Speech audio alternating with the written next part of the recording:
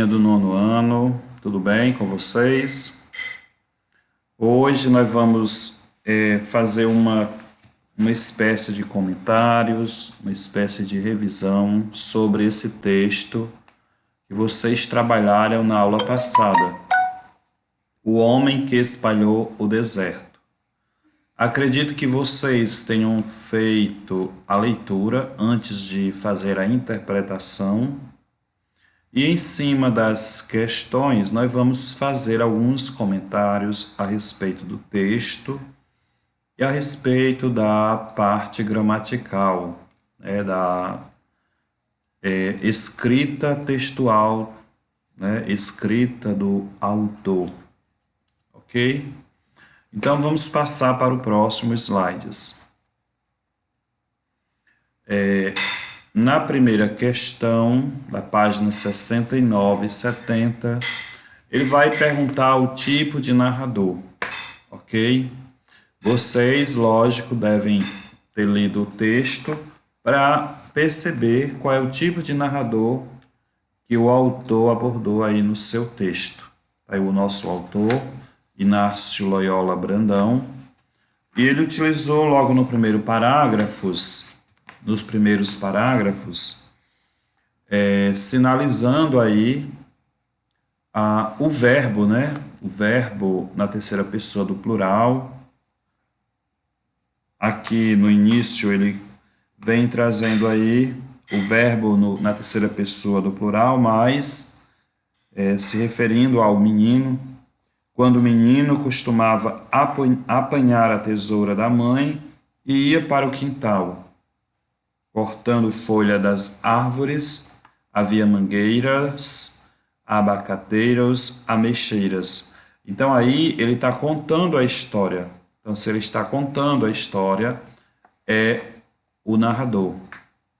Logo, nós sabemos que existem 3 tipos de narradores. Narrador personagem, quando o próprio personagem participa da história. Narrador observador, aquele que observa e conta a história do jeito que foi, do jeito que aconteceu. E o narrador intruso, aquele que participa da história. Não, participa da história é o personagem. Ele intervém nas ações do personagem e também conta a história, o narrador intruso, ok? Então, na primeira questão, nós vamos perceber isso. Ele pergunta que tipo de narrador o texto apresenta. Trata-se de um narrador observador, ou seja, ele conta e não participa da história. Quando ele diz que mas o menino cresceu, ganhou tesouras maiores, A gente percebe que ele está somente contando a história, ok? A segunda questão, ele vai tratar aí o termo felizmente, qual é a importância desse termo, desta palavra, dentro do contexto. Ele vai mostrar aí que o autor utiliza a palavra felizmente, porque ele vai dizer assim: naquele tempo ainda não havia os caminhões de plástico, felizmente. O que ele deu a entender com o uso da palavra felizmente? Então aqui é muito pessoal essa resposta. Eu acredito que vocês devem fazer uma associação, porque o plástico ele polui o nosso ambiente. A maioria dos plásticos hoje na nossa cidade vão cair em locais inadequados. Por exemplo, os rios são poluídos pelo plástico, os mares, enfim. Por isso eu acredito que ele utilizou felizmente,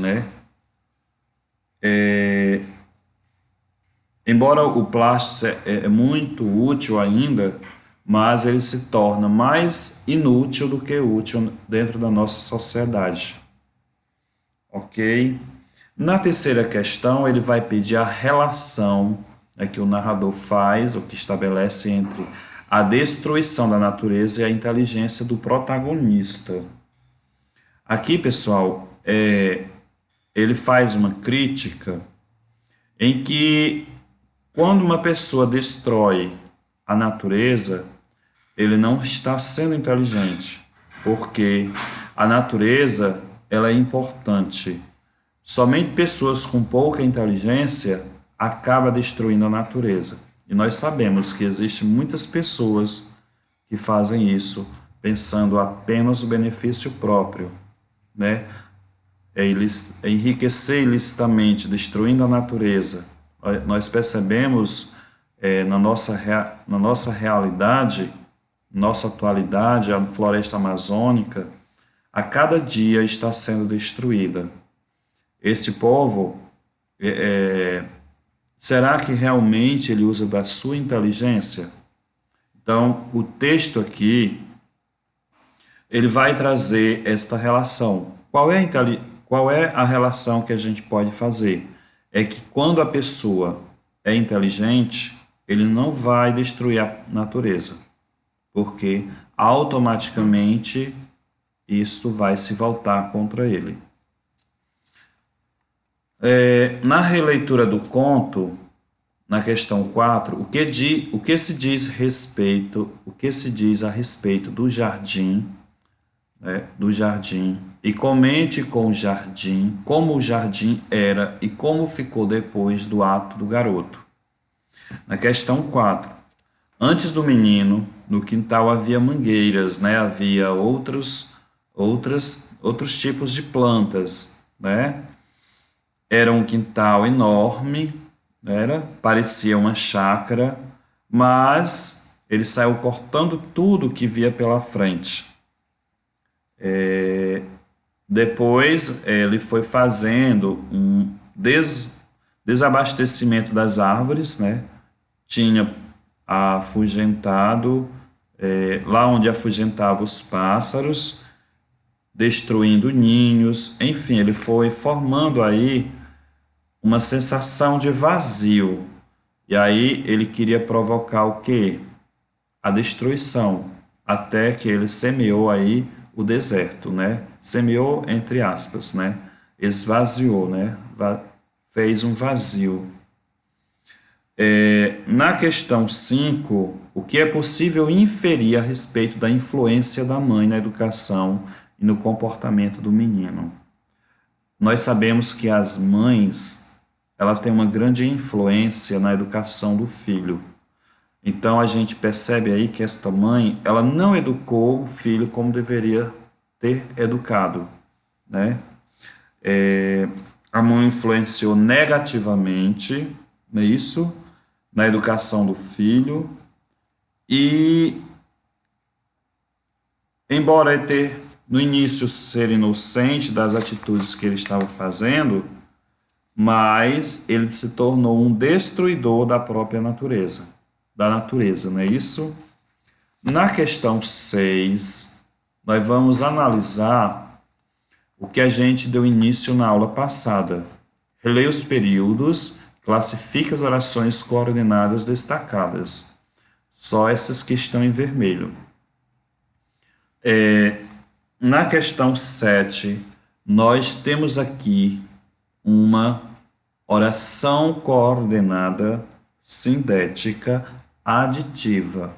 Nós vimos um quadro na aula passada que, quando a oração é aditiva, ela vai aparecer conjunções. Essa conjunção "e" traz essa informação, Quando o menino costumava apanhar a tesoura da mãe e ia para o quintal.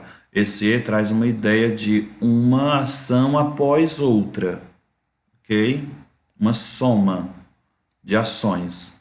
As árvores levaram vantagem, pois eram imensa. Este "pois" traz uma ideia aí de uma explicação. Então, logo é uma oração coordenada explicativa. Mas o menino cresceu.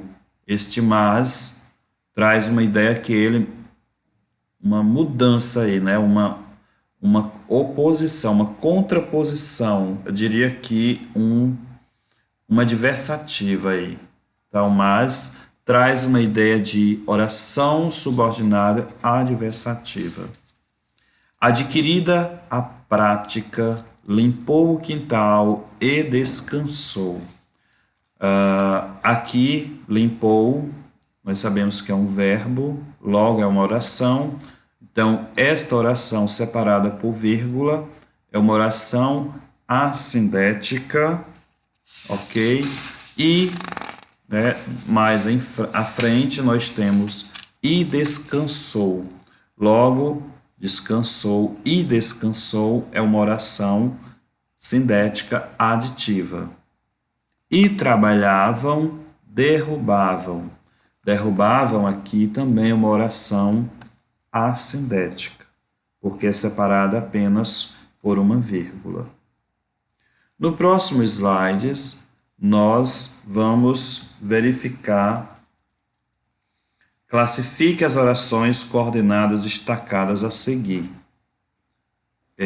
Da mesma forma que a gente analisou a anterior, nós vamos fazer a mesma classificação. Oração coordenada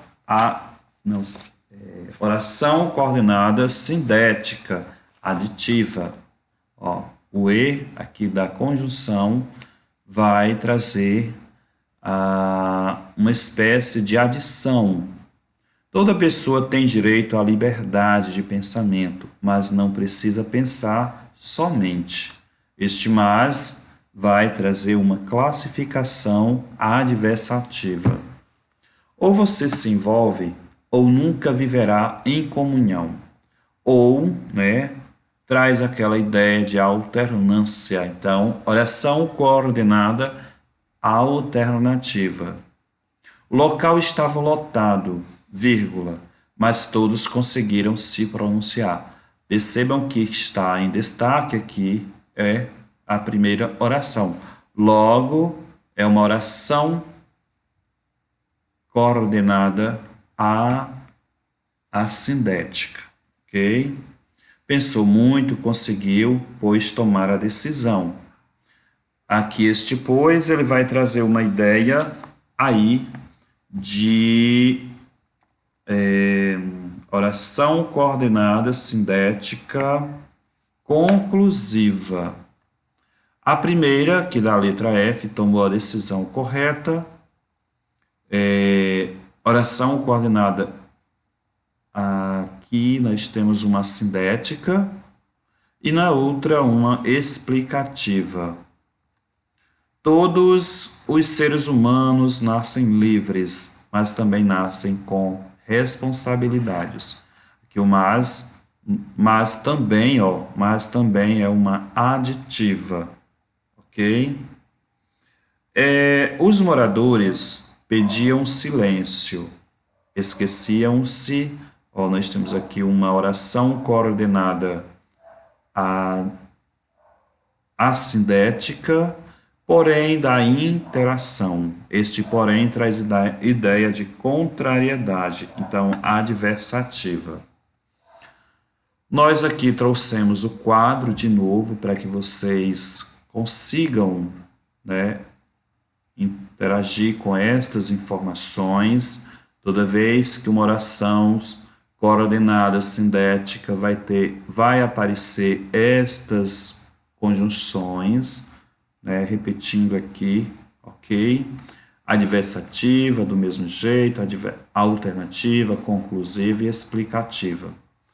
E aqui, pessoal, nossa atividade de hoje, páginas 73, 76 e 77. Hoje, pessoal, eu quero receber a produção textual, que está aqui em destaque de azul, e na próxima aula será relacionada à escrita desse texto, ok? Um abraço, fique com Deus e até a próxima aula.